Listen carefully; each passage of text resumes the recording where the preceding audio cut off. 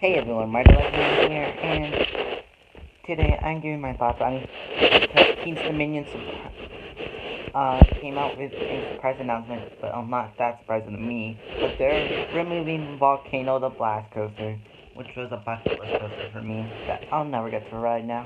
So I'm pretty sad to see this go. It looks like a unique, intimate inverted coaster, but hopefully they'll get something better. I think my I think my guess is a Grislower Infinity Hyper Coaster.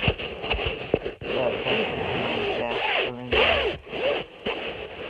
So let me know in the comments what are your thoughts on King's Dominion removing Volcano the Blast Coaster. And definitely, this thing had some maintenance issues. It broke down a lot, and yeah. So I think that's all for now.